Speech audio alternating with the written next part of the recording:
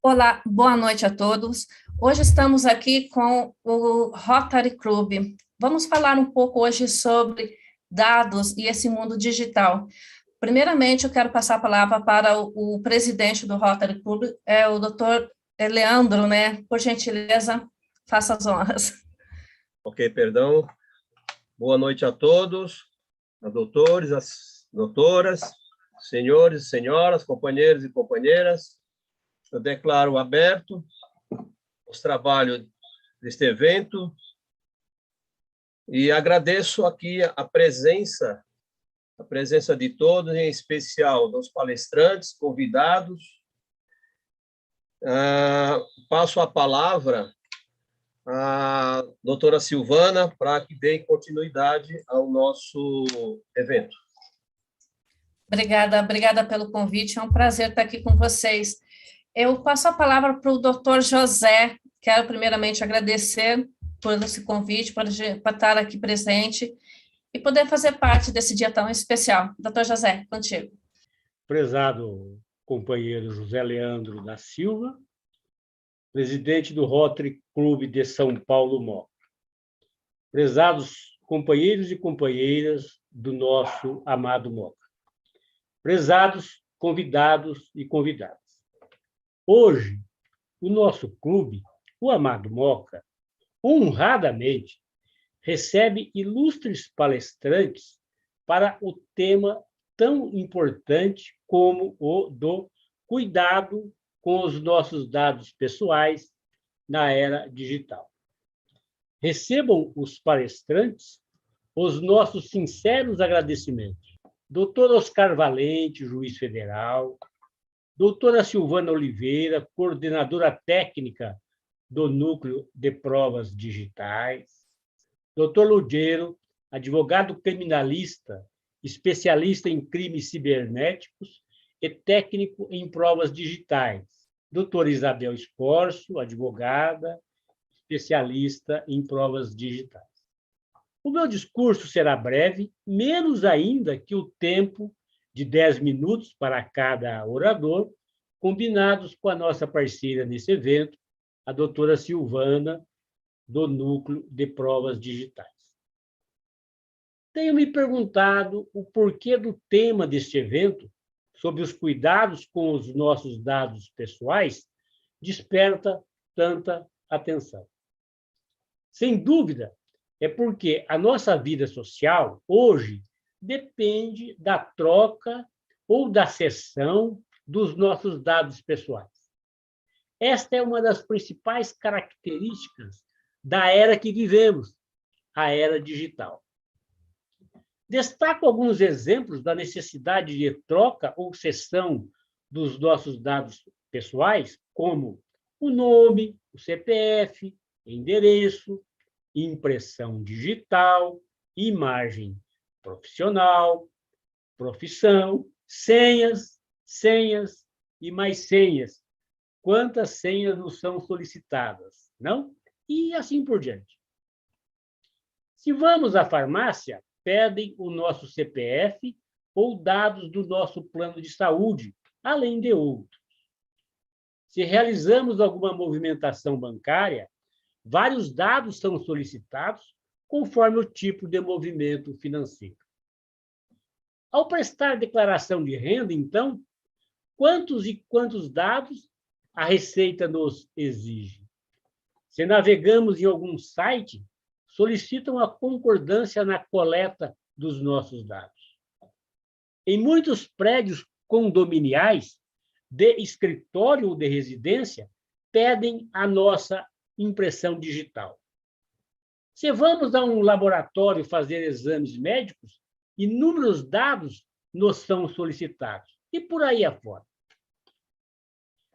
Mas, se a troca ou cessão de dados pessoais podem trazer comodidades as mais variadas, podem também gerar situações de riscos e de perigos, como demonstram as inúmeras notícias de vazamento e de uso indevido de dados pessoais que os jornais publicam quase que diariamente. De tudo, verifica-se a importância dos cuidados com os nossos dados pessoais na era digital em que vivemos. Para debater essa temática, o Rotary preparou este evento em parceria com PM Cursos, Núcleo de Provas Digitais, Valéria Ribeiro Advogados, Lugero Advogados. E, em conjunto com esses parceiros, convidamos os ilustres palestrantes que antes mencionamos. E com essa breve exposição, passo a palavra novamente para a doutora Silvana Oliveira, do Núcleo de Provas Digitais, que dará continuidade ao nosso evento, pedindo a ela que complete a indicação que eu, eventualmente, tenha obtido ou tenha falhado. Assim, doutora Silvana, a palavra é novamente sua, com sempre os nossos mais profundos agradecimentos. Me deixou sem palavras, doutor. Falou tão belamente, tão bonito, que me deixou sem palavras. Mas falou uma coisa bastante interessante que a gente pouco pensa, né? Nossos dados, né? Por onde que eles andam voando pela internet, por papéis. Só que quem vai falar um pouco sobre onde estão nossos dados é o doutor Oscar Valente, que é o juiz do Rio Grande do Sul. Doutor Oscar, boa noite, seja muito bem-vindo. Por onde andam nossos dados, doutor? É uma ótima pergunta, né? E eu não deveria fazer isso, mas eu vou começar dizendo que eu não sei nem por onde andam os meus. E esse é o grande problema e é o motivo de eu ter escolhido esse tema. Em primeiro lugar, eu agradeço ao Rotary Clube da Moca, em nome do presidente Leandro, o convite da PM Cursos, a Silvana, com quem sempre tem contato, a Valéria, e já dando parabéns ao doutor José Paulo, que ao mesmo tempo dificultou o nosso trabalho de falar agora depois dele, mas ao mesmo tempo facilitou, né? Porque ele, em poucas palavras, ele já conseguiu resumir o que é de mais importante e o que interessa, principalmente sobre esses problemas envolvendo o chamado descontrole informacional. Nós estamos, acho que se puder resumir em duas expressões, essa falta de controle, de cuidado, de saber quem tem os nossos dados, o que faz com ele, por que tem os nossos dados, com quem compartilha. Nós estamos vendo ao mesmo tempo uma fadiga do consentimento. Ninguém aguenta mais e ninguém lê, a gente passa todos os dias concordando, recebe notificações para atualizar um aplicativo, para baixar, tem que concordar com termos e condições de uso, navegando na internet agora, desde que a LGPD entrou em vigor em 18 de setembro do ano passado, praticamente todas as páginas têm aquele aviso de uso de cookies, de selecionar apenas os necessários ou não, de marketing. E nós não temos tempos para ler e para saber o que é feito com os nossos dados, quem coleta, com quem compartilha, qual é a finalidade, se tem finalidade econômica ou não. E, além disso, e aí isso leva, né, essa chamada fadiga do consentimento, porque nós concordamos sem saber, na verdade, com que nós estamos consentindo. E, ao mesmo tempo, isso leva ao chamado descontrole informacional. Como eu falei, eu não sei quem tem os meus dados, por que tem, como coletou, o que faz com eles, se eu recebo uma chamada telefônica de um número desconhecido, de uma empresa com quem eu nunca tive nenhum tipo de relação, me oferecendo um novo produto, um serviço, e às vezes sabe que eu estou procurando, que eu naveguei na internet pesquisando por aquele produto, e a gente recebe notificações, recebe o anúncio, recebe a propaganda. Isso tudo acontece porque nós não temos a menor ideia de quem tem e o que faz com os nossos dados pessoais. E aí se tem repetido muito, agora, principalmente nesses últimos 2 ou 3 anos no Brasil, a frase de um matemático e cientista de dados inglês, que é o Clive Humby, e a frase é: os dados são o novo petróleo, porque os dados têm um grande valor da mesma forma que o petróleo, a gente vê todos os dias, né, nos postos de combustíveis como o petróleo está cada vez mais caro. E a grande diferença, a grande vantagem é que, enquanto o petróleo tem um custo de extração muito alto, o custo de extração dos dados pessoais, principalmente no meio digital, que produz dados no meio físico e digital, mas principalmente no meio digital, é muito barato. Então, por isso que nós estamos cada vez mais consolidando uma sociedade da informação, em que os dados são usados para diversos fins, para serem transformados em informação. Essa informação vira conhecimento, principalmente para as empresas de tecnologia, que transformam esse conhecimento em lucro. E aí o que eu chamo a atenção também é que essa frase de que os dados são o novo petróleo é de 2006, ou seja, o Clive Humby escreveu e disse essa frase há 15 anos atrás, e ela continua cada vez mais atual e parece que foi dita ontem. E o que fazer? Qual é o objetivo da Lei Geral de Proteção de Dados?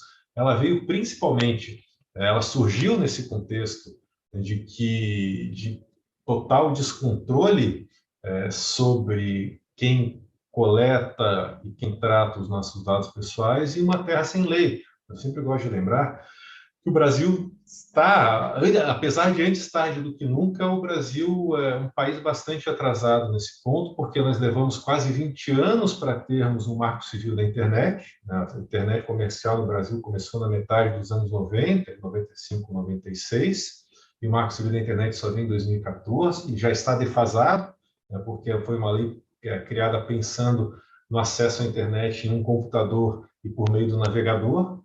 E hoje em dia, 99% da população brasileira que acessa a internet usa principalmente telefone celular e usa aplicativos e redes sociais. Então, nós temos uma lei que veio com 20 anos de atraso e em 6, 7 anos ela já se transformou em uma lei defasada. E a LGPD, que é discutida aqui no Brasil desde 2010, ela veio em 2018, também, como eu disse, antes tarde do que nunca, entrou em vigor no ano passado, mas a maior dificuldade é que já se começa o jogo com atraso em que, principalmente as grandes empresas, estão já atuando de forma livre e sem nenhuma regulação há muito tempo. Mas um dos objetivos da LGPD é tentar resolver esse problema, de onde estão os meus dados pessoais, esse descontrole informacional, quem tem os meus dados, o que faz com eles, qual é o objetivo, há quanto tempo, quais são as finalidades. E por isso que a LGPD tem diversos direitos, e aí eu acho que uma das tarefas que nós precisamos ter dessa conscientização de criação de uma cultura de respeito aos dados pessoais no Brasil é de fazer com que as pessoas tenham essa consciência de que nós temos diversos direitos, eles precisam ser respeitados, e o primeiro direito é o direito de conhecimento, o direito à informação. Ou seja, cada um de nós tem direito de saber de quem nós quisermos, de qualquer tipo de organização, empresa, pública ou privada, se tem algum tipo de objetivo de lucro ou não com a coleta de dados, se essa organização tem os nossos dados pessoais e o que faz com eles. Então, cada vez que a gente recebe uma ligação telefônica, uma mensagem de texto, ou uma mensagem no aplicativo de mensagens, ou no e-mail, nós temos o direito de saber por que aquela empresa, principalmente, tem os nossos dados, como conseguiu os nossos dados e quais são as finalidades, e, eventualmente, se for o caso, de pedir a eliminação dos dados e que a empresa elimine os nossos dados pessoais. Eu passei por uma situação bastante peculiar alguns anos atrás, antes da LGPD entrar em vigor, e um dos primeiros empregos, acho que foi o segundo emprego que eu tive, o primeiro emprego que eu tive na advocacia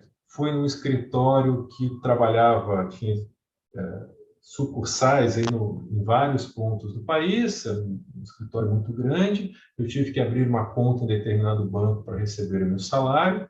Trabalhei ali durante um período, um pouco menos de um ano, saí, encerrei a minha conta nesse banco. Esse banco, sem citar nomes, ele fechou no Brasil, depois foi incorporado por um segundo banco.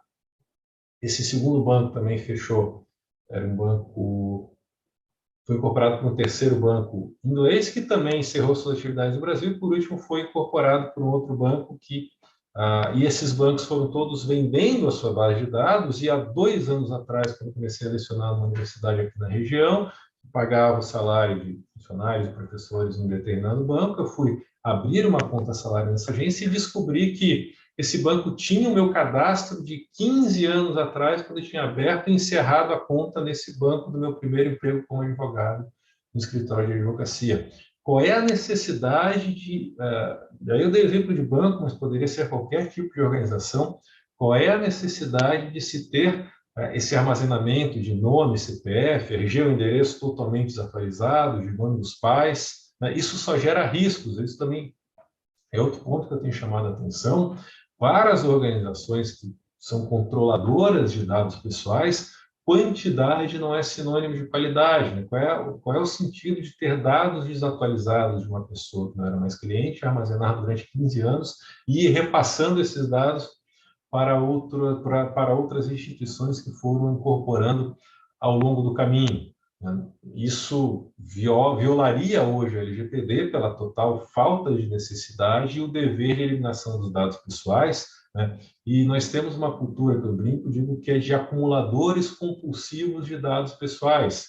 Isso também precisa ser revisto, porque quanto maior a quantidade de dados que uma organização armazena, maior os riscos que ela tem com eventual incidente ou vazamento, inclusive de fazer com que esse incidente gere um prejuízo econômico tão grande que leve ao fechamento da empresa. E aí eu dou 2 exemplos sobre esse assunto, já para me encaminhar para esse encerramento inicial aqui, de situações que aconteceram no Brasil há pouco tempo.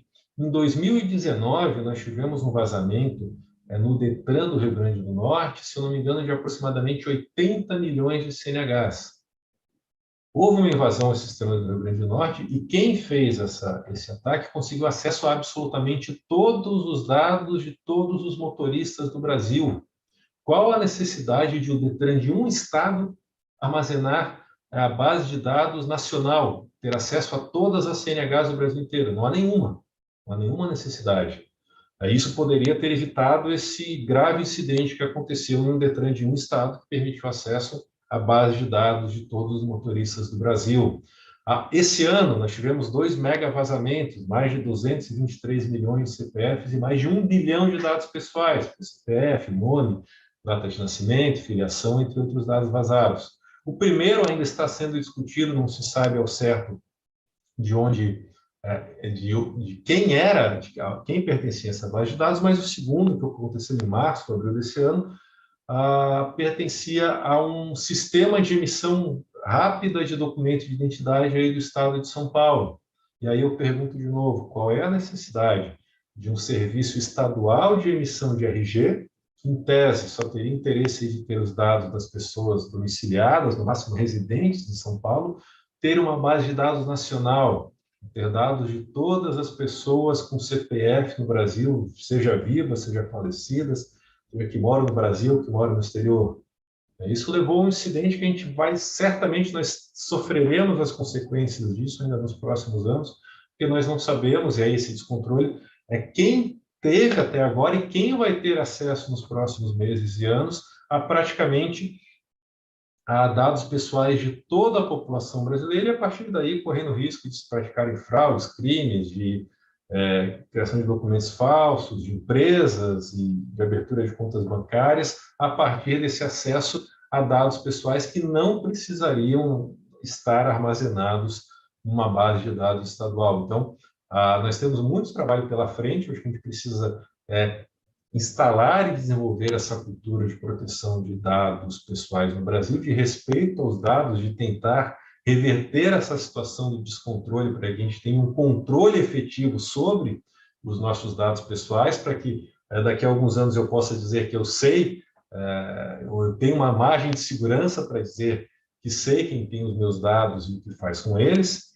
E terminando, um outro exemplo para responder o questionamento do Dr. José Paulo, quando eu soube, também esse é um fato público, que é um processo, uma ação coletiva que está lá no Tribunal de Justiça do Distrito Federal, quando o Ministério Público moveu essa ação coletiva contra a Serasa, porque a Serasa estaria comercializando cada dado pessoal nosso por 99 centavos, eu fiquei mais tranquilo nas farmácias, porque eu prefiro dizer meu CPF na farmácia e ganhar um desconto ali de 4 ou 5 reais, porque isso vale muito mais do que os 99 centavos que valia na base de dados da Serasa.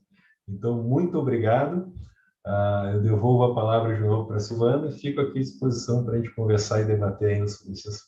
Não, mas é bem complicado mesmo, doutor, porque a gente, se a gente analisar, né, está voando, está por aí, a gente não sabe onde está, nem quem viu, nem por onde foi, mais ou menos assim.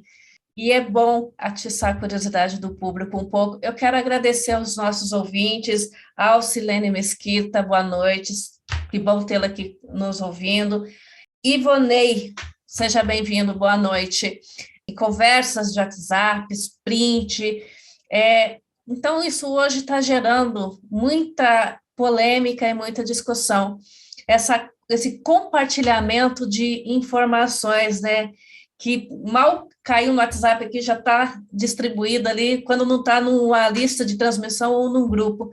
Mas quem vai falar mais sobre isso com a gente é o doutor Lugero. Ele é especialista nessa área de tocar o terror na gente e deixar a gente assustada com isso. Doutor Lugero, um prazer em revê-lo, seja bem-vindo, a palavra é sua.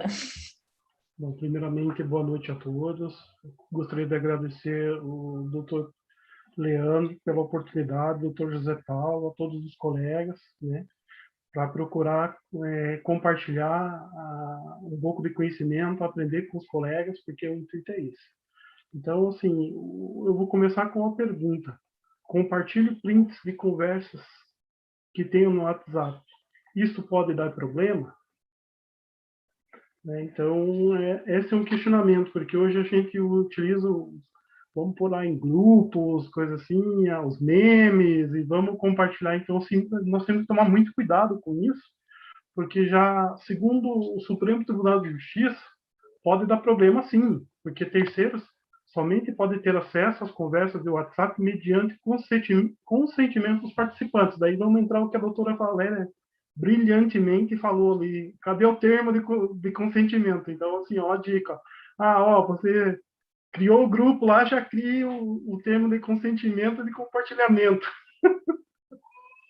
Né? Então, assim, eu preciso do termo de consentimento dos participantes ou autorização judicial por elas, porque elas estão protegidas pela garantia constitucional da inviolabilidade, né, das comunicações telefônicas.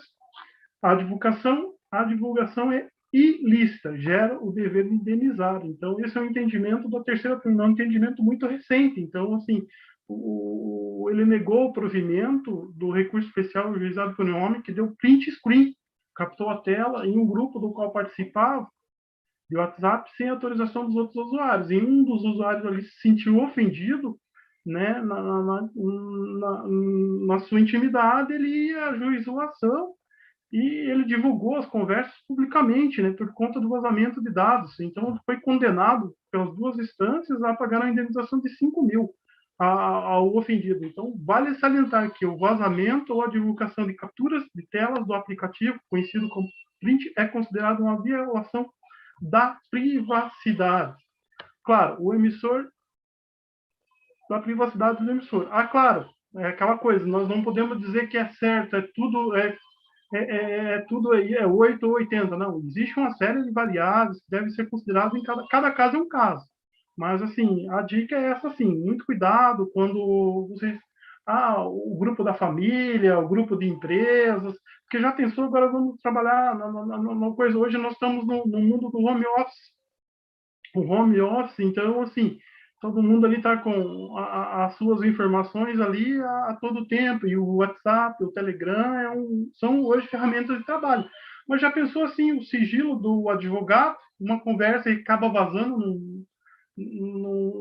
como é que onde vai ficar o sigilo do advogado e o cliente? Ainda mais assim, se o processo for segredo de justiça, né? Então, o sigilo do médico e o paciente, onde que vai ficar, né? Então, assim, outra coisa mais importante ainda, os segredos industriais. Já pensou se tem ali alguém fazendo um segredo industrial ou vai lançar um produto e cai no concorrente? Né? Então, assim, o WhatsApp, ao mesmo tempo que ele é bom, ele é ruim.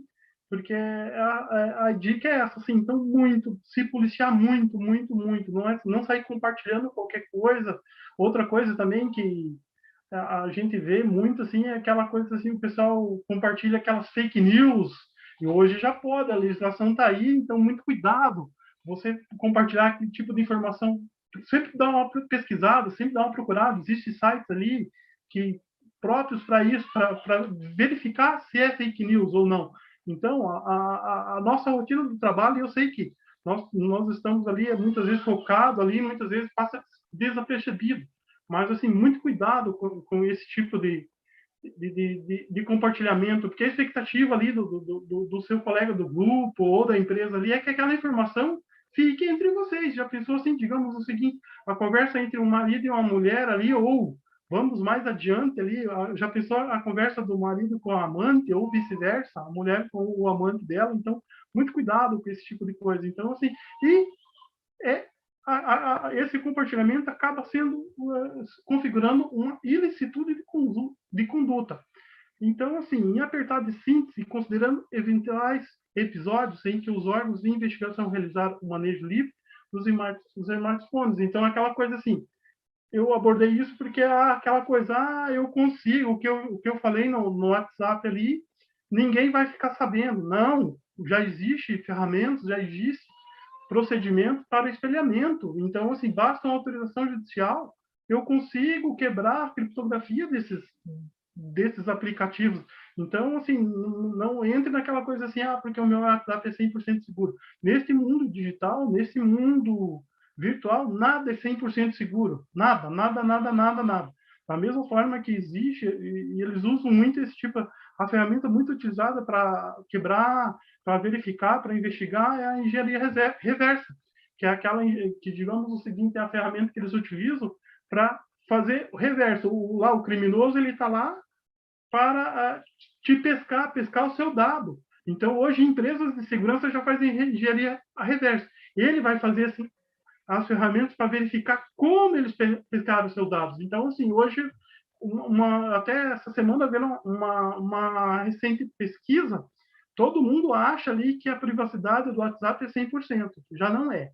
Tá? O que mais tem vazamento de dados, assim, para venda de dados, coisas assim, é o Google, o Gmail e o WhatsApp. São as 3 empresas assim, que mais negociam seus dados. Então, assim, muito cuidado aquela coisa assim. Não fique aquela coisa assim, porque não vão compartilhar meus dados. Vão, sim, vai compartilhar sim. E aquilo que volta que o doutor Oscar falou, a doutora Valéria, é o petróleo. Porque com esses dados, assim, você sabe, antigamente, até uns anos atrás, aquela coisa assim, porque os criminosos vão querer o meu dinheiro, vão querer meus dados bancários. Não. Hoje ele quer os seus dados pessoais. O seu dado pessoal, ele consegue verificar os seus filhos, a sua esposa, a sua rotina, para onde você vai, como você vai, o que você faz. Então, assim, esses são dados muito importantes e daí acaba ficando aquelas quadrilhas complexas, que daí daí vem aquele golpe do sequestro relâmpago, vem aquela coisa assim. Então, hoje em dia, assim, o foco do criminoso mudou, não é ali o dinheiro, não é os dados pessoais. Esses dados pessoais, assim, é muito, muito, muito importante.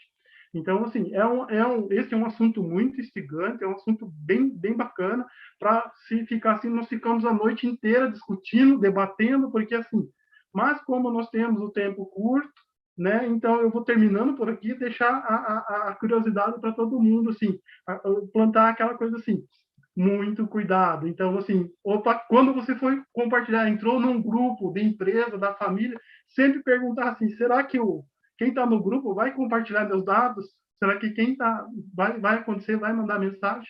Então, assim, e esses dados compartilhados são muito fáceis hoje nesse mundo digital de ser manipulado. Então, assim, tanto ele pode pegar um dado seu, manipular, fazer ali, tirar a foto, fazer um aplicativo e criar um golpe. Então, assim, compartilhamento de conversas, de prints de WhatsApp é problemático, sim. Então, eu vou terminando por aqui, mais uma vez agradecendo a todos os colegas por terem me escutado, por uma oportunidade, e ficamos à disposição para debater o assunto ou alguns questionamentos. Botar fogo de antemão, já devolvo a palavra para a Silvana para dar continuidade. Obrigada, doutor Rogério. Mas é isso aí mesmo, gente. você compartilhar print de tela dá um belo de um problema, e você nunca sabe, né, esse print, o que contém nele, para quem você está enviando, né? Aí que é uma coisa aí meio até constrangedora ou comprometedora. A gente falou de dados, o doutor José falou brilhantemente por onde andam esses dados, são tantas perguntas, pouca resposta. Aí veio o doutor Valente e deixou a gente com mais dúvida ainda, né? Porque nem ele sabe onde que está o Ludieiro, como é de praxe, né? Se ele não botar o terror e destruir, ele coloca mais dúvida na cabeça da gente. E isso é sério, gente. A gente brinca, a gente quebra protocolo, mas é muito sério. Empresas, condomínios, prédios, vamos falar um pouco aqui, presidente, que me desculpe, vamos falar um pouco sobre clube, tudo tem portaria, tudo tem cadastro, então, tudo se coleta dados. Hoje você vai no escritório, você vai num consultório médico, aonde que é? É em um prédio. Você passa pela portaria, aonde eles pedem seus dados. Não basta só CPF, RG, agora eles querem a sua foto também, daqui a pouco estão pedindo autógrafo, para ficar tudo mais interessante. Então, o que é essa anonimização de dados? Ela nada mais é do que você reduzir, você usar só o que é necessário. Para variar, travou. Então, anonimizar o bloqueio ou eliminação de dados, você solicita. É necessário uma análise. Vamos supor, numa empresa, num clube que tem funcionários, vamos dizer assim. Você precisa de todos os dados para a pessoa entrar lá dentro, CPF, RG, e-mail, telefone, título de eleitor? Não. Pega o crachazinho, bota o CPF dele só e está pronto. Ah, mas isso é de um funcionário. Você precisa dos dados, porque tem dados que vincula-se à carteira de trabalho, INSS, e isso não pode ser anonimizado ou bloqueado, ou muito menos eliminado. Então, nessas horas, o que vocês vão fazer? Vocês vão criar uma política da parte interna dos dados para ver o que são necessários e o que não são necessários. Porque hoje, o que é menos, ele se torna mais. Então, é como acho que quanto menos você pegar dados, menos você se compromete. Principalmente uma vez que você não sabe onde que ele vai parar, né, Valéria? A gente não sabe onde que vai parar, então para que eu vou me comprometer? Por que eu vou me envolver tanto sobre isso, sabe? Dados coletados e política de anonimização. É exatamente disso que eu estou falando. Antes de você coletar os dados, você cria uma política interna para que esses dados sejam coletados de forma correta e caso que o titular venha solicitar essa anonimização, você já sabe, eu posso deletar isso eu não posso tirar, isso pode atrapalhar em algumas questões tipo INSS, carteira de trabalho. E essa política, para quando chegarem para você e solicitarem isso, você já tem tudo pronto. Porque, caramba, às vezes você entra num lugar, eles pedem para você, eu fui abrir uma conta, estava comentando com o doutor José, uma conta digital, eles só faltaram pedir o nome do meu cachorro que eu não tenho. Eu quase que tive que comprar um cachorro para falar que eu tinha um cachorro. Porque me pediram tanta coisa para ter essa conta, e sabe o que eu fiz? Eu abri no outro banco. Foi mais fácil. Não me pediram nada disso. Então, para quê? Para que ficar criando sabe? É como o doutor Valente falou, para que guardar tanto tempo um dado? Para que se ter tanto dado de uma pessoa? Para que coletar? Porque quanto mais dados hoje você tem, mais você se compromete, mais você é responsável. Então, isso tem que colocar, fazer uma cultura, fazer um treinamento, como a doutora Valéria falou, questão de cultura, tem que fazer essa mudança. Me perguntaram, eu dou muita consultoria em condomínio, aí me perguntaram esses dias se um síndico, como ele coleta dados lá na portaria, ele tem acesso aos dados, se ele poderia passar para uma empresa. Por que esse síndico? Porque era de um condomínio comercial. Aí eles perguntaram, mas e se ele passa lá para o escritório tal, para o escritório tal, ele pode? Não, ele não pode, porque os dados como a doutora Valéria falou, ele é direcionado, ele é para uso, para o objeto do condomínio, não é para terceiro. A hora que o síndico fazer isso e passar para terceiro, ele está errado, ele está cometendo um crime, está vendendo, pode ser condenado, processado por tudo isso. Então, eu vejo muitas pessoas fazendo dos seus dados ou dos meus dados uma festa. Então, isso é muito complicado. E, às vezes, as pessoas querem livros, eles têm lá para, sabe, um livro que tem tudo do seu nome. Então, não precisa. Quanto menos você tiver, menos você está envolvido, menos responsabilidade você vai ter. Então, não precisamos de todo esse tipo de coleta de dados. O processo de anonimização. Seguindo a política de anonimização, escrevi errado, para variar. Faça uma análise do seu negócio e veja quais dados poderão ser anonimizados. Em caso de dúvida, consulte o setor jurídico. Gente, não tenha vergonha de, caramba, eu estou com dúvida. Eu vou consultar o advogado. Eu vou consultar lá o setor jurídico, eu posso tirar esse dado desse cadastro? Isso não vai dar problema na questão de INSS, carteira de trabalho, férias, FGTS? Consulte, não chega, eu vou tirando, eu vou deletando, não. Consulte. É preocupante, porque a gente ouve um monte de coisa? Sim, mas nada melhor do que fazer com calma. Começa devagar, ou não está achando que não está legal? Desfaz e começa de novo, para fazer tudo certinho, para estar com dúvida, consulte o jurídico, vê se você pode deletar aquele dado, se você pode excluir, se aquilo não vai causar problema para o funcionário ou para a empresa.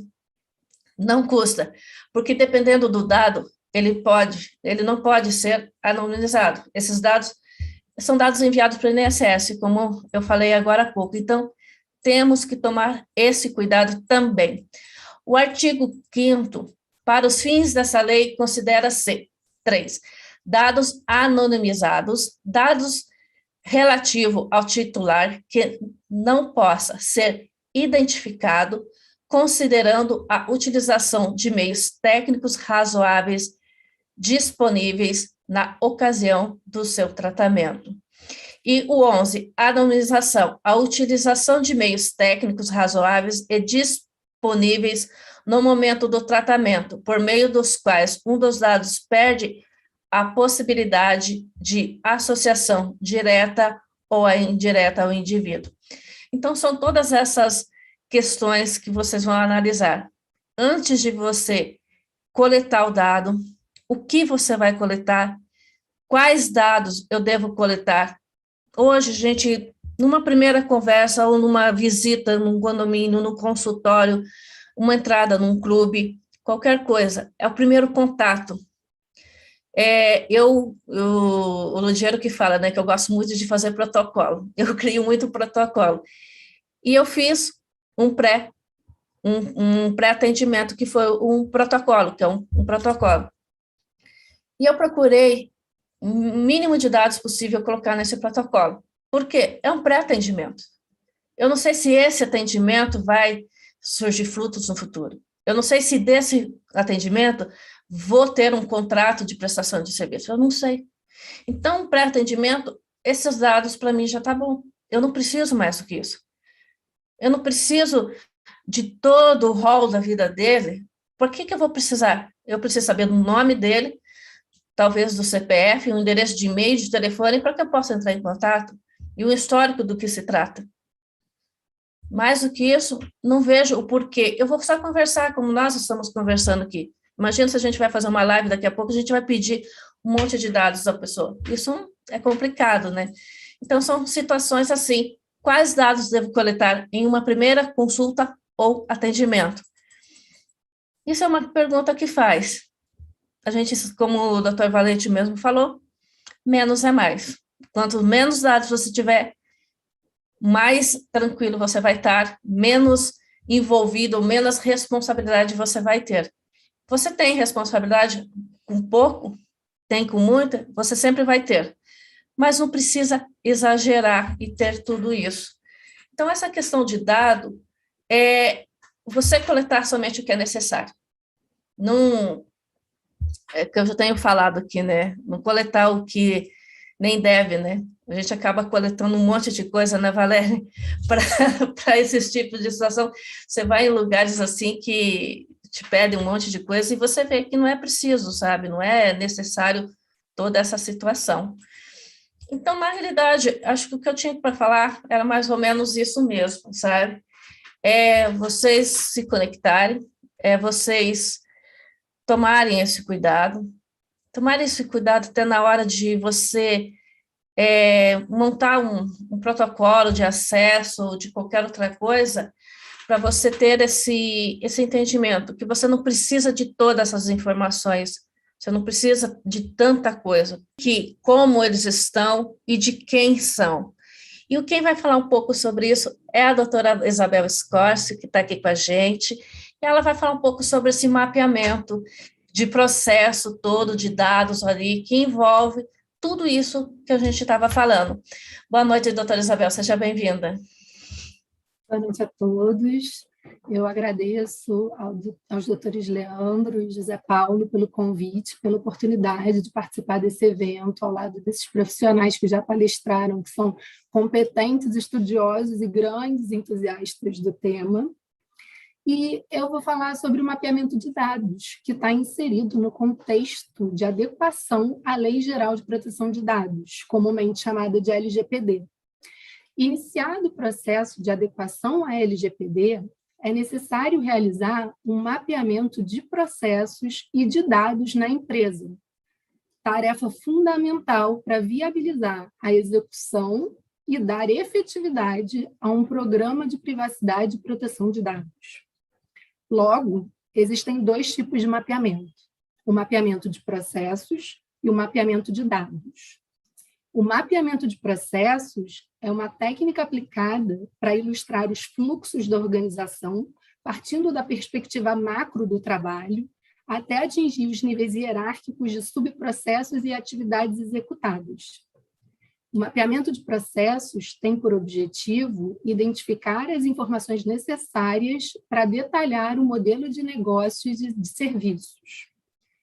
Mas hoje eu quero tratar especificamente do mapeamento de dados. E o que é o mapeamento de dados? É o processo que realiza um inventário dos dados que a organização coleta, processa e utiliza, com o objetivo de rastrear todo o ciclo de dados na vida da empresa. E por que isso? Porque para aplicar as tomadas de ações em conformidade com as exigências da LGPD, é importante compreender o fluxo dos dados, sejam eles pessoais ou sensíveis, que estão sob o controle da organização. E isso consiste em entender alguns fatores nesse processo, tais como: quais são os dados coletados? Quais são os meios de entrada e de saída dessas informações? Para qual finalidade os dados estão sendo coletados? Qual é a base jurídica para processamento desses dados? Em que local esses dados são armazenados? Quem tem acesso a esses dados? Se há alterações ou transferências desses dados na organização? Por qual período os dados são retidos? E, principalmente, o que fazer com os dados quando eles não forem mais necessários. E, nesse ponto, a Valéria falou da Lava Jato, esse ponto sobre o descarte de dados me lembra muito a Lava Jato, porque, como se sabe, a Lava Jato começou a partir da busca pelos documentos que só foram passados assim no triturador, né, na máquina. E aí colaram, acabou. Tem lá todas as provas e a operação foi deflagrada. Então, não é só passar na maquininha ou amassar, rasgar, não é bem assim que se descarta. Bom, por isso o mapeamento de dados ele é considerado uma das etapas mais importantes para a implementação do processo de conformidade com a Lei Geral de Proteção de Dados. E, para iniciar um bom mapeamento de dados, é essencial que seja realizado um primeiro diagnóstico. Para quê? Para conhecer as características da organização. É necessário identificar o ramo do negócio, o porte empresarial, se é uma organização de pequeno, médio ou grande porte, suas bases legais e regulatórias, a quantidade de departamentos e de funcionários, o segmento de cliente e públicos-alvo, os fornecedores e outros vínculos terceirizados, as tecnologias inseridas, os meios de comunicação interno e externo, os fluxos macros e setoriais para identificar cada instância por onde esses dados que processam esses dados, e ainda a maturidade na cultura de segurança e proteção das informações. Ou seja, além da conformidade com a LGPD, o mapeamento de dados ele é importante porque ele auxilia na identificação das eficiências operacionais, bem como das deficiências ou fragilidades da organização, como, por exemplo, a existência de procedimentos excessivos e desnecessários. E, a partir da identificação dessas deficiências, se corrige, se adequa e se otimiza todo o sistema operacional. E, para finalizar, eu gostaria de registrar que, assim como acontece com o programa de compliance, a implementação e a adequação de um programa de privacidade e proteção de dados, ela deve ser feita de acordo com a realidade da organização, levando em consideração o segmento, o perfil e o volume dos dados tratados. Não pode ser de qualquer jeito, não dá para copiar da organização que é parecida, porque parecida não é igual. Eu quero agradecer à doutora Charlotte, é uma advogada conhecida há tempos, ela está aqui nos prestigiando, ela até comenta: bem, quando fazemos compras em lojas comerciais que pedem CPF, endereço, telefone, e-mail, para que tudo isso? Eu normalmente nego essas informações, né? E em caso de testemunhas, né? Que é a questão dos dados das testemunhas nesse ponto também. Então, são coisas bastante delicadas que, pelo que eles vieram, né, doutor José, só fizeram perguntas, né? Quem é que está aqui para responder essas perguntas todas? Quem tiver dúvida, a gente vai abrir um espaço aqui para perguntas. Quem tiver alguma pergunta, algum questionamento para fazer, pode abrir o microfone, falar, fique à vontade. Oi. Doutora Silvana. Oi. Por gentileza. Sim.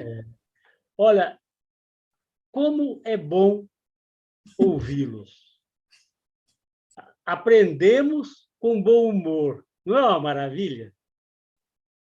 Não esquece que a gente quebra protocolo, né? O presidente que não me deixa mentir, ele está assim, só de olho em mim aqui, quebrando tudo. Eu vou aproveitar a quebra de protocolo e, com a licença do querido companheiro presidente José Leandro, para convidá-los todos para uma segunda edição desse tão maravilhoso evento que, com certeza, acredito, poderemos fazer no próximo ano, porque está sendo muito rico, maravilhoso este debate. Amiga Valéria, eu estava aqui me segurando para não entrar aqui, não cruzar a linha ainda mais, mas como é bom, como é satisfatório todo este papo. Então, presidente Leandro, com a sua licença, eu anuncio aqui a possibilidade de uma segunda edição desse evento tão profundo e maravilhoso para o próximo ano. Ficam já, então, todos convidados pelo... E até o ano que vem, doutor, a gente vai ter novas histórias, novos acontecimentos, muitas mudanças, né? Porque esse mundo não para, e principalmente nessa questão digital, ela é muito importante. Eu quero aproveitar este momento para fazer uma pergunta para o doutor Oscar, no seguinte sentido. Doutor Oscar, não há a menor dúvida de que cada um de nós, individualmente, temos que ter cuidado cada vez mais, esse debate mostrou isso, com os nossos dados pessoais, individualmente. Porém, eu coloco uma outra linha de análise. A par do cuidado individual, pessoal, que temos que ter, é preciso também, imagino, o cuidado coletivo. Exemplifico. A Lei de Proteção de Dados criou a ANPD, Autoridade Nacional de Proteção de Dados, que tem como função a atuação na proteção geral dos dados do país. Essa organização, essa autoridade, já está em funcionamento, já começou a atuar. Aí eu pergunto para o doutor Oscar, ela dará conta do recado, convenientemente?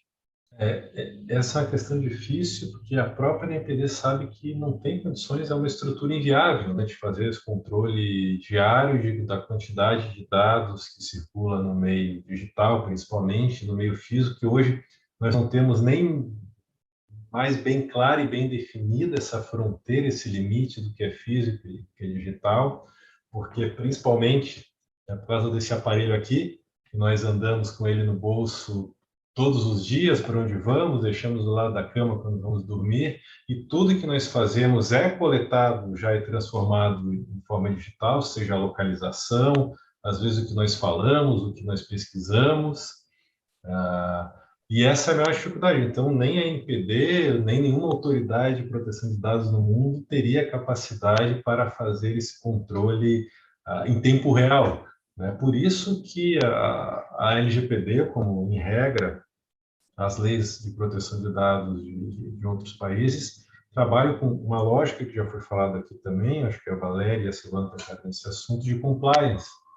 Né? Nós temos regras objetivas com vários deveres para os agentes de tratamento, e caso haja algum incidente ou algum pedido, algum questionamento dos titulares, a organização tem o dever de apresentar esses registros. Né? Então, o principal dever que a LGPD impõe às organizações, aos controladores e operadores, para respeitar os direitos dos titulares, é o dever de registro. Tudo precisa ser registrado para que possa eventualmente ser auditado e verificado eventual comunicação de ato ilícito. Então, ainda que a NPD tenha surgido de forma tenha surgido com atraso, foi criada no final de 2020, quando pela lei deveria ter sido criada já em dezembro de 2018, ter uma estrutura extremamente pequena, mas já vem fazendo, já esse ano já mostrou um bom trabalho na regulamentação da LGPD, só que essa fiscalização, a lei trabalha com essa lógica de compliance, de que as organizações precisam observar a lei, precisam registrar o que fazem para,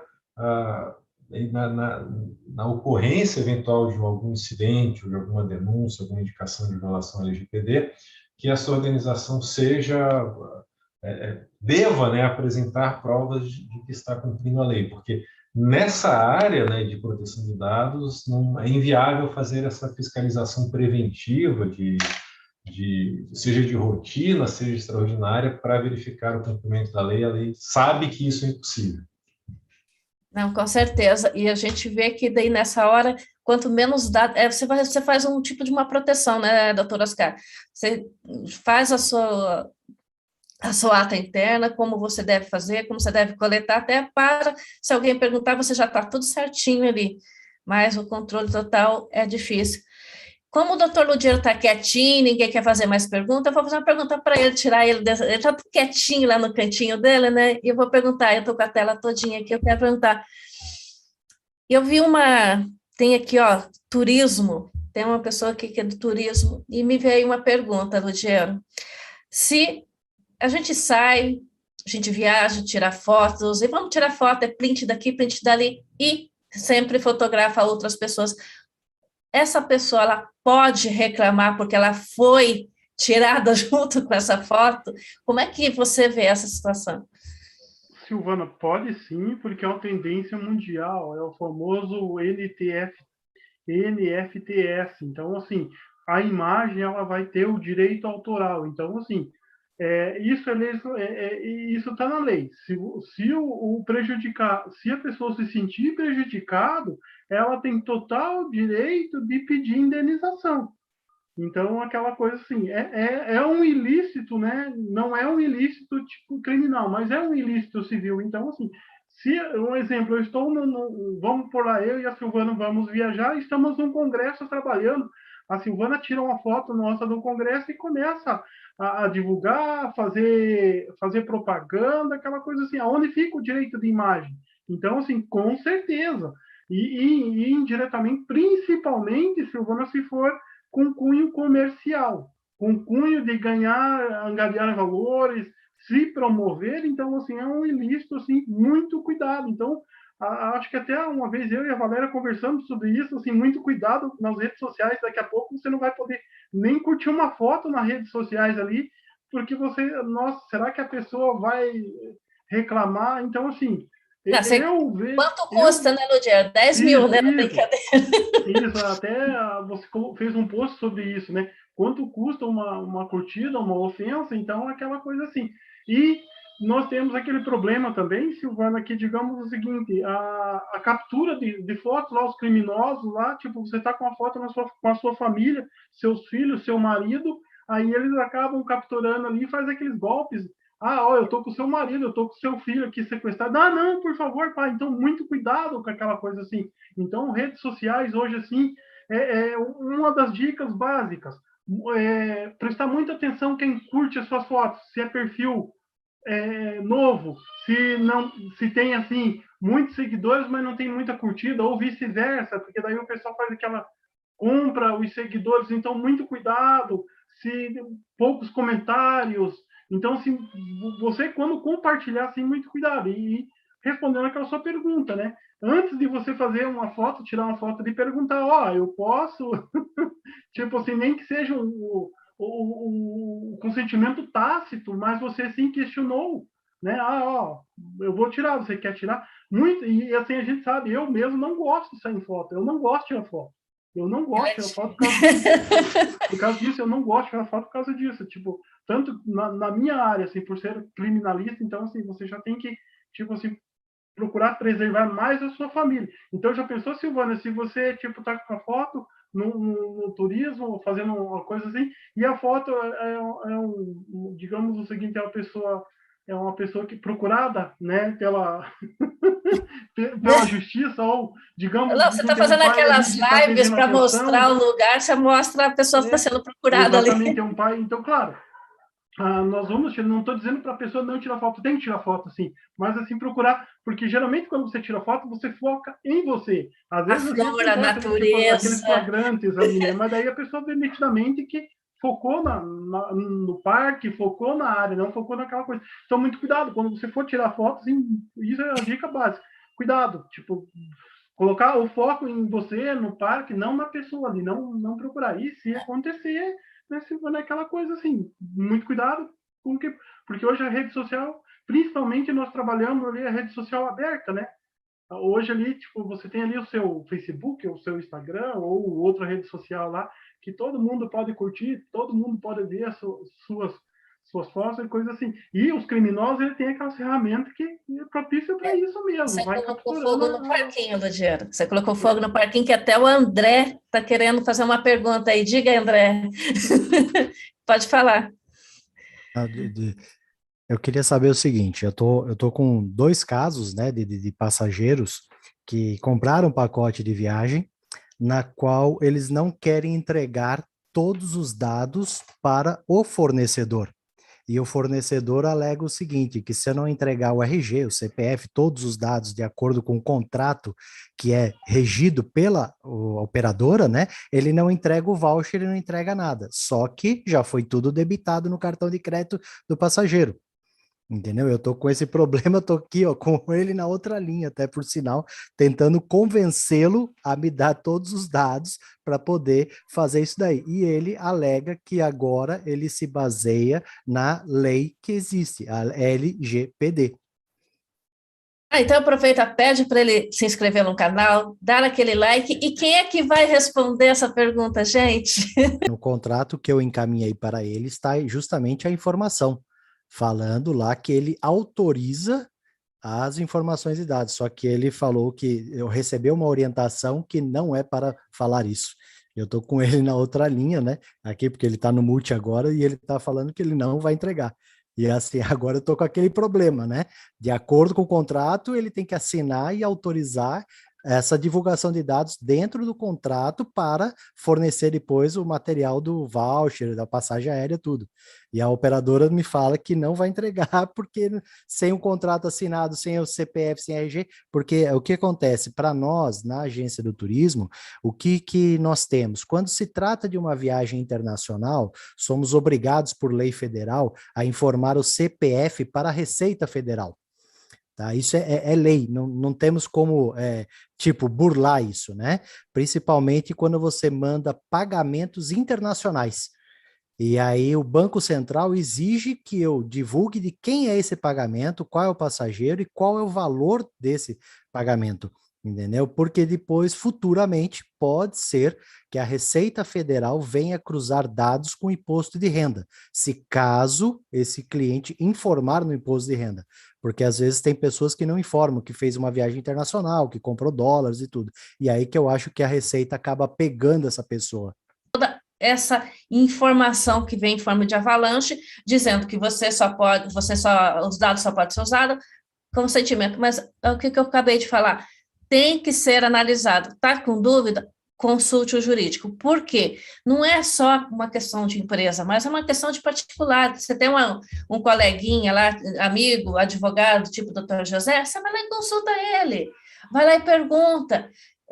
Será que se eu ceder esses dados lá para o André, eu não vou ficar numa situação delicada? Aí a gente tem que pensar também. O cara está viajando, está acessando os dados. É questão de segurança também para ele, entendeu? Para tudo isso. Fala, Luciano. E, assim, só para complementar, assim, a internet está aí, mas nós sabemos que a gente até brinca, né? Chega assim, o cliente chega no escritório, doutor, mas eu vi no Google que pode fazer assim, assado, assim. Aí a gente até brinca e fala assim, não, se você quiser uma segunda opinião, então procure o Yahoo. Muitas vezes ela te dá o caminho, mas o profissional do direito, o advogado de sua confissão, de confiança, ele vai fazer a interpretação correta ali. Então, nem sempre assim, pode ser até o caso do nosso amigo da agência de turismo, e talvez ele viu na internet alguma coisa assim, mas ele não esmiuçou, não interpretou. E, claro, ele também não tem obrigação nenhuma, porque ele não é o operador do direito, assim, mas nem sempre aquela coisa assim, a gente, até semana passada, até nós estávamos conversando com a Cíntia, quando o operador entra na faculdade, a primeira coisa que ele aprende, a primeira palavra que ele aprende é depende. Nada é 100%, então depende. Então, você viu, a doutora Valéria, o doutor Oscar ali falou assim, não, você tem que verificar isso, o artigo tal, então, assim, aquela coisa depende. Então, assim, muito cuidado com aquela coisa, assim, muitas vezes a informação, ela vem, mas vem uma informação incompleta. E o legislador ali, quem faz as leis, ele joga ali a palavra, a interpretação que vai garantir o direito do seu cliente, garantir o direito correto para estar fazendo isso aí. André, acho que tem mais uma pergunta do André lá. Na verdade, eu aprendi com um grego que o brasileiro, às vezes, tem preguiça de ler, né? E no meu ramo, no meu ramo, infelizmente, a gente tem a famosa letra pulga no pacote de turismo, né? E a gente olha o preço, mas não lê o descritivo que está na letra pulga. Eu tenho muitos casos que, às vezes, o cliente chega comigo falando, eu quero aquele pacote, eu quero aquela passagem que custa R$1.000, que eu vi lá. Só que ele não leu aquela letra pulga para informar que é só para a data X a Y e não é a data que ele quer. Então, a gente tem muito problema até disso. E justamente da foto, da publicidade, porque tem um advogado aqui na Moca, que eu nem vou citar o nome, ele é uma pessoa que ele pega justamente essas imagens que as agências de viagens de turismo divulgam nos pacotes. E ele tem um acordo com um fotógrafo de Balneário do Camboriú, na qual, se caso aparece, ele já manda direto a intimação cobrando o valor dessa publicação que foi feita de uma imagem. Só que essa imagem que às vezes você tem lá de uma publicação de pacote, ele não está nem no site do fotógrafo. Isso daí. Isso é aqui, é um advogado aqui da Moca, infelizmente, mas é. E o mínimo, André, hoje, de uma imagem que, se você falar assim, uma imagem simples, se você pegar assim, o mínimo dela é 3 mil e poucos reais. Aí você vai ver de quem essa imagem, o que essa imagem faz, o que ela deixa. Então, tudo isso vai valorizando. É igual um imóvel, brinco, né? Tem um imóvel, aí você vai saber qual é o endereço, qual é o bairro, qual é a cidade, e aí vai valorizando, e a imagem é da mesma forma. Infelizmente, a gente está cercado de pessoas desse jeito, né, André? Não adianta. Mais alguém quer fazer alguma pergunta? Diz, Leandro. Desculpa, quebrei todo o protocolo. Obrigada. Doutora, imagina, fique tranquila, não se preocupe. Tem aqui o doutor José Paulo, que ele autorizou a ficar até um pouco mais o horário, não tem problema, né?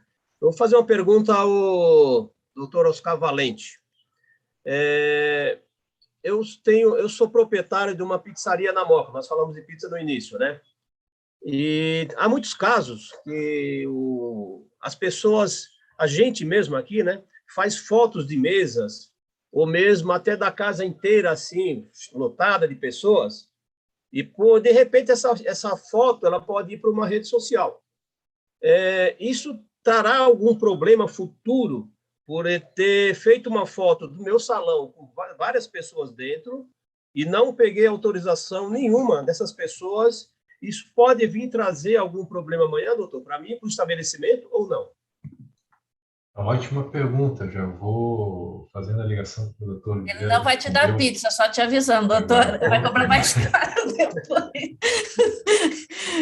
Aí nós temos duas situações, até muitos locais, não só restaurantes, comércios, até estimulam as pessoas a fazerem isso, né? Colocar na rede social ali o link, o local onde está, até para divulgar o lugar.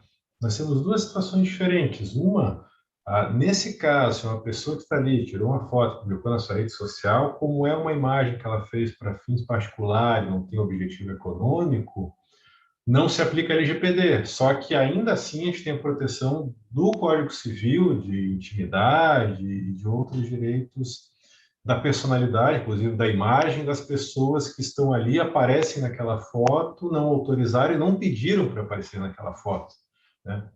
Isso é algo que no Brasil ainda há poucos casos em que isso aparece, eu acho que principalmente com rede social, e com essa dificuldade que a gente tem, às vezes, se a pessoa está usando a rede social só para um uso pessoal ou é uso comercial, como a gente consegue identificar isso também. Mas nós temos o caso que o doutor Rogério mencionou do WhatsApp, né, de uma pessoa divulgar sem autorização da outra a troca de mensagens no WhatsApp, e isso, sem dúvida, essa discussão vai chegar para o judiciário sobre essa divulgação de fotos em lugares públicos. Tem um caso interessante que aconteceu na Espanha no ano passado, em que foram policiais de uma cidade que viram, fizeram a multa, comunicaram o fato à autoridade de proteção de dados para a Espanha, que multou o proprietário do carro, que usava aquelas câmeras, que na Europa, na Rússia, principalmente, é muito comum, que filmam o exterior, né? E aí, filmando o exterior, estava o carro ali parado no estacionamento público, filmando todas as pessoas que passavam por ali, e a autoridade de proteção de dados da Espanha entendeu que isso é uma violação a não só aos dados, mas até de uma forma mais ampla, da intimidade das pessoas que estão circulando na rua, não sabem que estão sendo filmadas e não autorizaram nenhum tipo de captação no uso das suas imagens.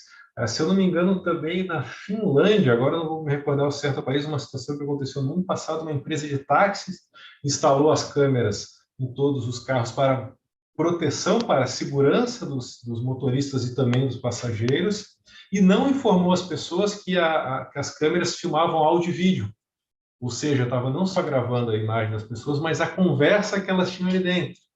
No Brasil, a gente não tem ainda nada muito claro. São Paulo é um município que tem, alguns municípios têm, leis locais regulando esse uso de câmeras em estabelecimentos comerciais e locais de circulação pública, porque se eu estou filmando por uma questão de segurança, eu preciso do áudio também, eu preciso gravar o que as pessoas estão conversando, e aí eu armazeno, eu descarto o que eu faço com essas conversas que são coletadas. Isso é um problema. A gente não tem ainda uma resposta clara na LGPD, mas primeiro a gente tem que fazer essa diferença. Se são pessoas que estão no restaurante tirando fotos para postar em rede social, a LGPD não regula isso, porque é uma pessoa física, uma pessoa natural que está tirando uma foto para fim particular e não econômico. Mas ainda assim a gente tem esse problema da intimidade, né? Porque elas estão mostrando ali pessoas que às vezes não queriam ser mostradas e não queriam aparecer. Tá? Ele adora as perguntas, vai ser sempre alguém no fundo. E falando em ao fundo, eu já peço licença também, que eu vou ter que sair daqui a 1 ou 2 minutos, que ao fundo eu estou vendo as minhas crianças aqui já fazendo o barulho de que precisam dormir, e se eu não levar o meu filho pequeno para dormir, ele não dorme. Então, eu já aproveito para agradecer o convite, fico à disposição para voltar para essa conversa no ano que vem, e sempre que tiver oportunidade também eu fico à disposição para a gente conversar sobre esse assunto que eu acho que interessa a todos nós de proteção de dados pessoais. Obrigada, doutor Valente. Obrigado. E o doutor Valente não é doutor Oscar, receba os agradecimentos do Rotary Moca. Foi muito honroso aqui estarmos com o senhor e está convidadíssimo para a segunda edição do nosso tão maravilhoso, acalorado e bem-humorado encontro. Presidente do Rotary Clube Moca, que é o Dr. José Paulo, ele é meu vizinho. Nós estamos numa distância, vamos falar aí, de 150 metros do estabelecimento para o apartamento onde ele reside. Tortura então, diária. Nós estamos localizados no Parque da Moca, na altura 2.550 da Avenida Paz de Barros, bem próximo ao Clube Juventus. Tá? O nome da casa é Sacada Pizzaria, é só lembrar de Sacada, né? No apartamento, uma sacada. Então, você entrou numa rede social lá, Sacada, jogou lá no Google, vamos falar do Google, né, normalmente, ou no Instagram, ou Facebook, Sacada, Pizzaria na Moca, ela já aparece na hora.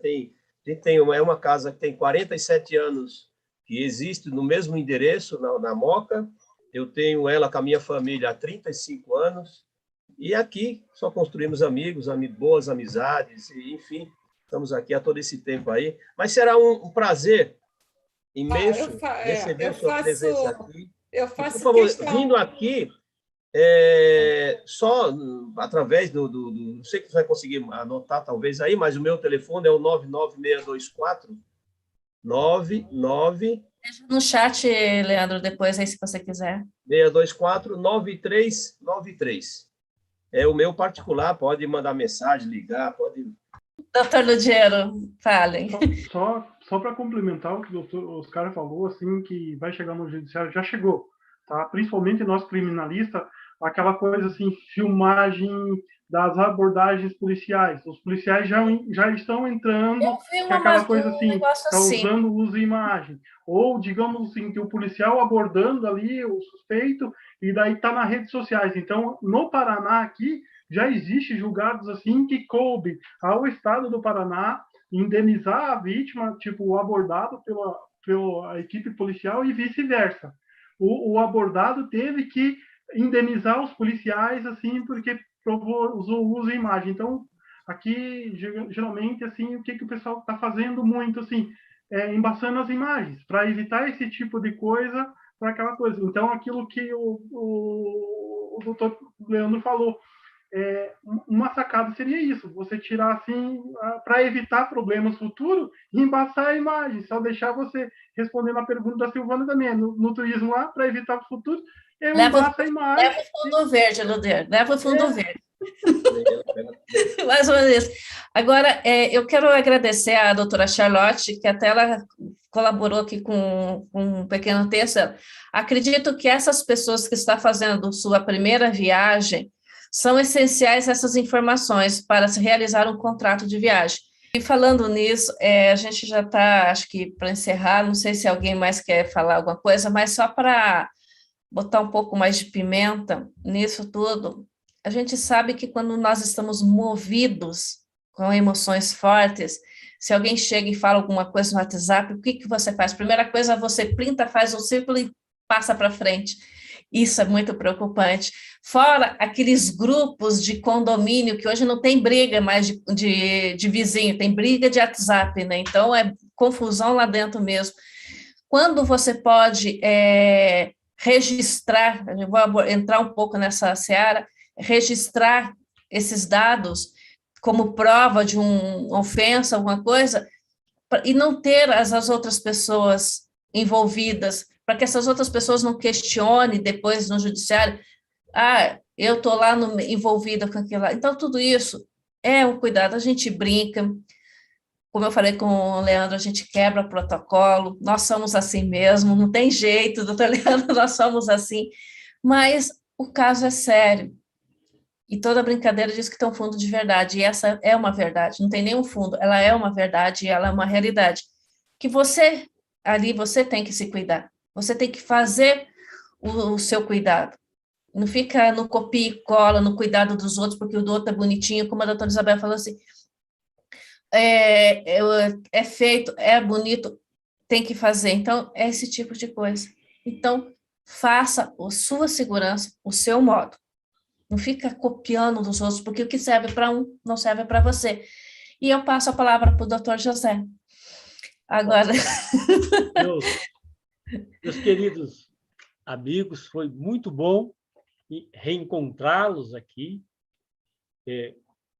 Como falamos, vamos pensar na segunda edição desse tão maravilhoso evento, porque há muito o que dizer e o que falar. O Rotary Moca agradece muito a presença de todos e eu passo a palavra ao nosso presidente Leandro, o dono da mais saborosa pizzaria da Moca. Você fica falando, eu já estou curiosa. Ele entrega a domicílio, não entrega? Pois não tão longe, mas consigo entregar sim. Eu quero agradecer muito aqui, imensamente, né, a todos os palestrantes, a doutora Silvana, por coordenar todo o evento, as demais doutoras e doutores presentes, os companheiros que participaram, todos aqui dessa live, né? Eu acho que foi muito interessante, temos muito a aprender. Esse tema é um tema que vai levar muito tempo para que nós, brasileiros, conseguimos realmente enxergar, entender o que nós podemos e o que não podemos. E isso vai demorar bastante, mas é assim, né? Eu tenho uma certa preocupação, por quê? Eu vejo os clientes fazem as fotos nas mesas, aquela festa, aniversário, brincam, se divertem, entre eles. Mas aí, de repente, eu recebo alguém que quer fazer uma foto comigo. Já acontece diversos casos aqui. Eu quero fazer uma foto com você, que eu quero mandar, não sei, para o meu parente lá nos Estados Unidos, quero mandar aqui, enfim. Só que aquela foto ali, muitas vezes, sai a mesa do lado. E vem a pessoa que está do lado, como o doutor Paulo Ricardo falou, e aquela foto, aquela pessoa não se sentiu bem. Ela pode entrar com ação na justiça contra o estabelecimento. Isso pode acontecer. Então, preocupa, né? Então, nós temos que aprender bastante nesse sentido, conhecer um pouco e estar sempre resguardado da lei. Mas é difícil, porque recentemente até um pessoal falava para mim, você tem que fazer várias fotos daqueles clientes que são mais antigos da casa e criar um painel, deixar lá as fotos com eles lá. Tudo bem, você fazer uma foto isoladamente, até que vai até bem, mas quando você pega outras pessoas, envolve outras pessoas, ou no caso de um evento, de uma entrevista de alguém, sai as pessoas lá no fundo, tudo isso... É uma sugestão, Leandro? Pois não, doutora. Aceita a sugestão? Claro. Pega uma parede, cria uma imagem bonita de um painel legal e fala, isso aqui é só para tirar foto. A pessoa vai lá e vai tirar foto. Você não deixa de continuar fazendo isso, mas não pega ninguém numa situação constrangedora que não queira aparecer na foto, que vem acabar nas redes sociais, que pode até vir acabar um casamento, a gente nunca sabe o que está acontecendo ali. Cria um painel legal, com uma imagem legal, assim, que as pessoas possam até vir a se divertir com isso, que eu acho que é bastante interessante. Até eu tenho aqui com imagens antigas na Moca, eu tenho esse painel, tá? Mas é muito, muito válido, sim, a sua orientação aí, e realmente a gente vive aprendendo cada dia, né?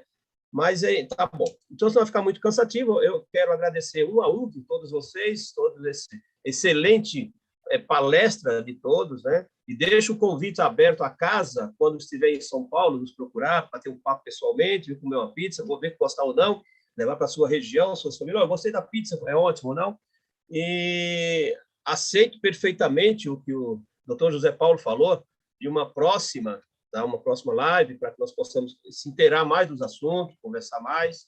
Muito importante a opinião dele, tá? Estou pleno acordo, é só marcar, você marca, doutor Zé Paulo, marca e me avisa, tá? Para o próximo ano, conforme o Pode deixar comigo. Valente falou. E eu convido o nosso diretor de protocolo, Bruno Barbosa Maschiari, para que dê a estatística da nossa reunião, da nossa live, né? E faça o expediente de companheirismo. Por favor, Bruno, a palavra é sua. Vamos lá, presidente. Primeiro, o expediente de companheirismo. Eu vou abrir ele aqui. Aniversariantes da semana. No dia 21/10, a Marilda, esposa do companheiro Sérgio. No dia 21/10, o companheiro José Roberto. No dia 22/10, Vega, esposa do companheiro Leandro e companheira do Rotary Clube Moca. No dia 24/10, o aniversário de casamento do presidente e da companheira Vega. Presidente, esse é o expediente de companheirismo. Quanto às estatísticas da reunião, nós tivemos um total de 24 pessoas online em diferentes pontos, alcançando o pico de 22 pessoas. Tá bem? Obrigado, Bruno. Pois é, aqui a família, o Rotary é isso, é família. E a família rotária, do Rotary Clube Moca, é uma família bem próxima uma da outra, né? Todos nós aqui, como disse o doutor no início, os cabelinhos brancos, né?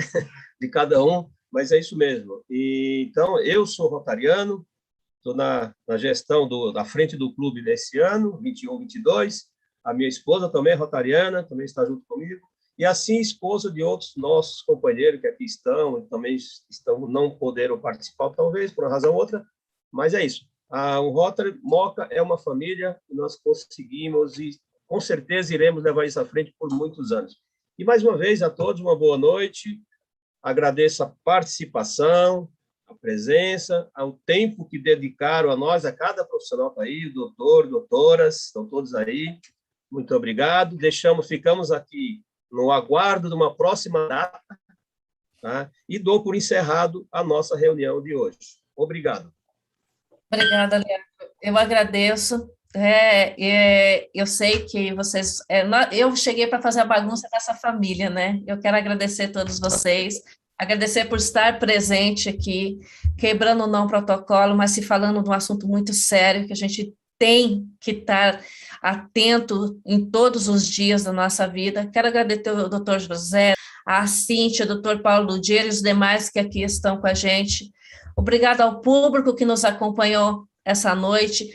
Espero que tenha sanado algumas dúvidas. Quem não tem dúvida, é só deixar o comentário no vídeo, que a gente vai passar para os profissionais e a gente vai dar a resposta para vocês. Desejo a todos uma boa noite e que todos se cuidem e que a gente está sempre por aí. Tchauzão a todos. Boa noite a todos.